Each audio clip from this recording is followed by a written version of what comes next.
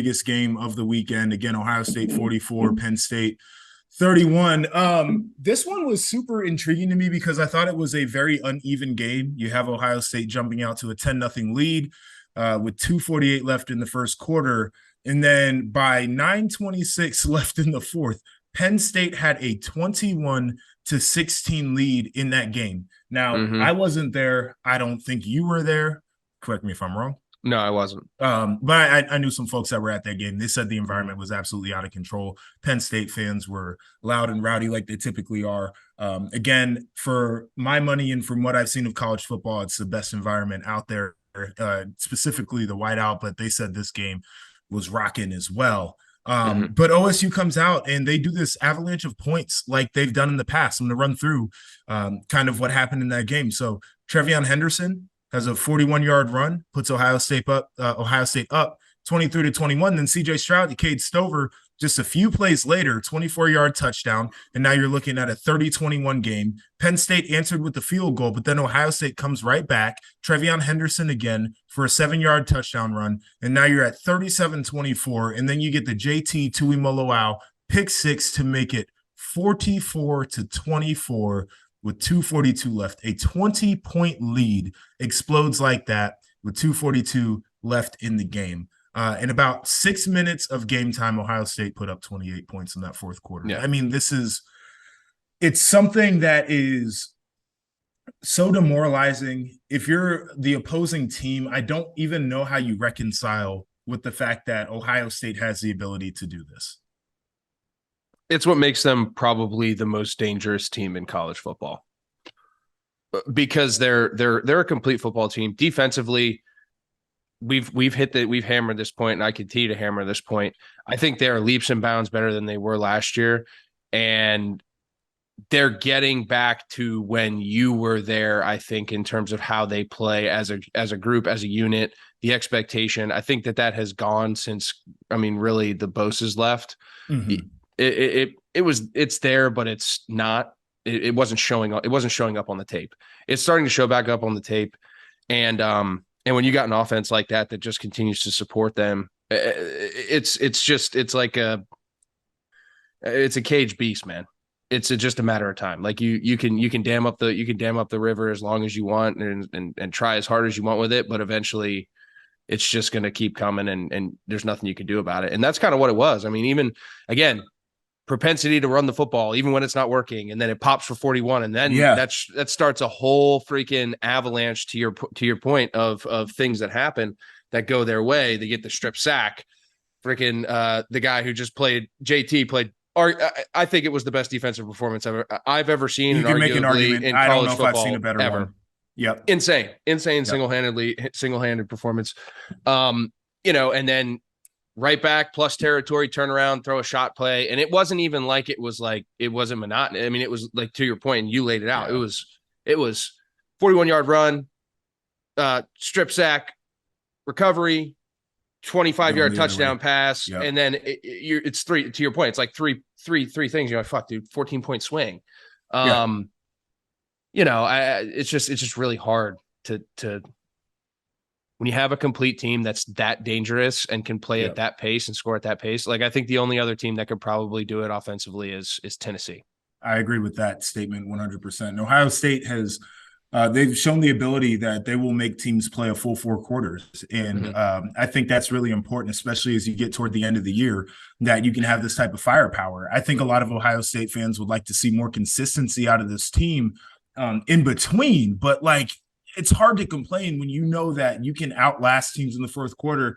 And I've talked to Ryan Day twice this year, the professional capacity, getting ready to do games. And one of the things that he has talked about is competitive stamina, this idea that when the game gets to the fourth quarter and you're down and things are gritty and it doesn't feel like it's going your way, you're in enemy territory, that you can do exactly what they did.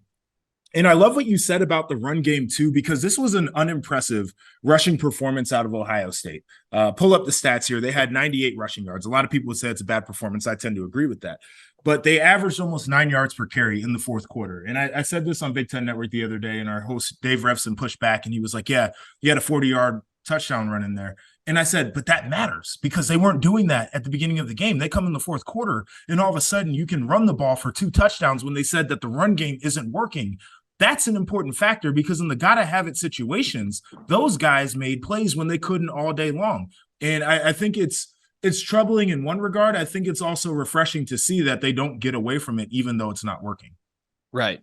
And I think to your point, and not just to get some coverage too of Penn State, I think this has been James, that complete what was the phrase you said? Stamina. Competitive stamina. Competitive stamina that last 4 quarters. I think that's been James Franklin's biggest Achilles heel, especially when it comes to Ohio State. During his tenure at Penn State, they got it one time in a whiteout, but they had Ohio State on the ropes, I think twice when Trace and Saquon were there. Yes. And now again this year had them on the ropes, and they just had to finish, and they couldn't quite finish. And I think that's the difference. You feed off the environment, like you said. That's obviously going to play a massive factor in it. Always does. It always does. But that's just from the Penn State side of things. Like, that's what's really frustrating about this is you have a chance to really bounce back after getting, just a piss poor performance that you put on up at Michigan in Ann Arbor. And, you get a chance to finish this game and you can't quite do it. And that's what's frustrating, I think, as Nittany Lion fans, and just something that we've seen now. Yeah. It's more than, we'll get them next time. It's happened 3, 4, 5 times now. And it's like, that's becoming more of who you are than trying to figure out what it is. You are who you are at this point in time. So, I think that's it's profound when you phrase it in those terms, because I can remember the games that you're talking about when Ohio State's been on the ropes and they just haven't been able to get the job done. And I do tend to believe that there comes a certain tipping point where you have to ask the question, are we going to be able to get over this hump? And you can give it more time, and there's been enough time for that to happen. But I also do believe that there were a lot of things in this game to take away that Penn State did that shows that the gap may be getting a lot tighter. And I'm going to do a comparison here, and then we'll get some real Penn State flavor, because I think that they deserve to, they deserve some recognition for this performance. But Penn State was more efficient on third downs. They had less yardage to go on third downs. They were better in power rushes, and those are runs with 2 or less to go that convert for a first down or a touchdown. They only had 3 runs stuffed the whole game. Stuffed runs are 0 or negative yardage runs. Compare that to OSU's 10 stuffed runs. Ohio State also got their ass kicked on the edges offensively. They were trying to throw those screens. I thought it personally was a bad game plan, but that secondary for Penn State was not bullshitting at all. They came out there physical, fast, and attacking. Not even Cade Stover, the tight end, could block those guys, and I thought that was really impressive.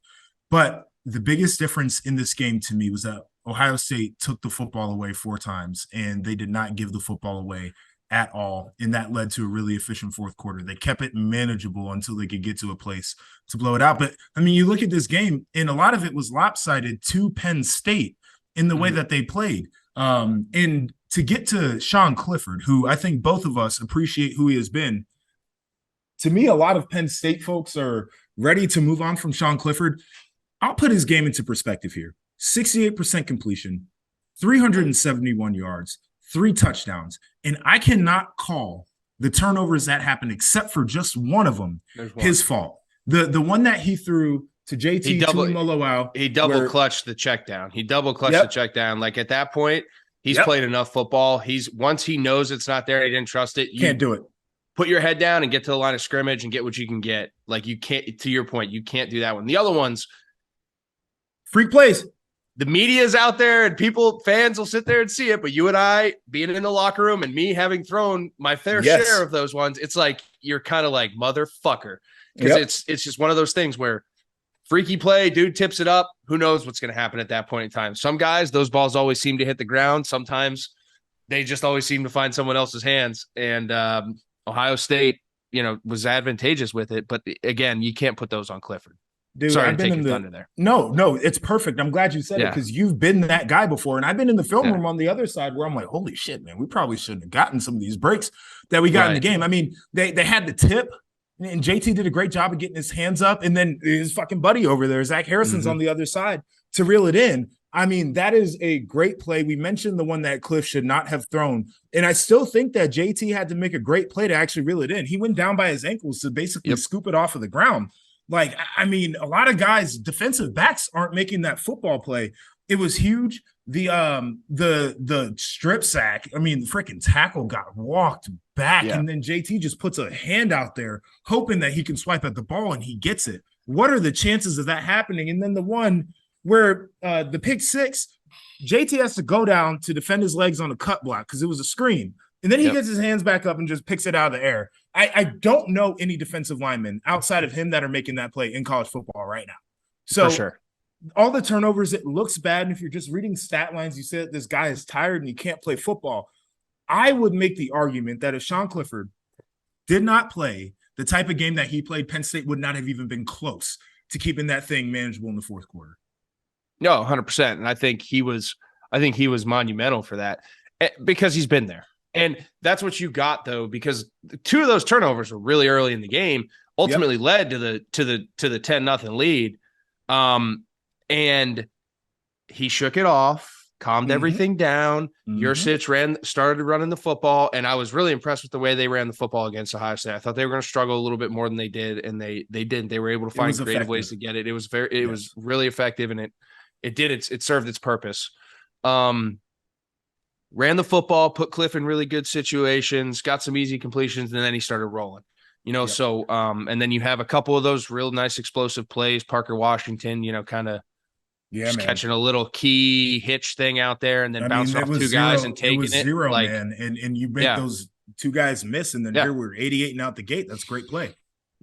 But just getting some of those things under his belt. You have a veteran guy like that. I don't know how a young guy would have reacted in that situation. It's just it's too tough to tell. And you living in a world of hypotheticals, you can't really do that at that. You could have went out there. We know about how you like the world of hypotheticals. I mean, you live in it when we're doing this bullshit, and then you don't live in it when you're actually in the real world. I mean, for sure, two different guys basically. The Parker Washington play. Yeah, you are. The Parker Washington play was actually. It was really interesting because I'm sitting in the green room watching the game over at BTN. And my initial thoughts when I saw the defensive alignment is that defense looks really flat. And so what that means for people who aren't like super in the weeds on football, they had their defensive line, and then they had basically a second level.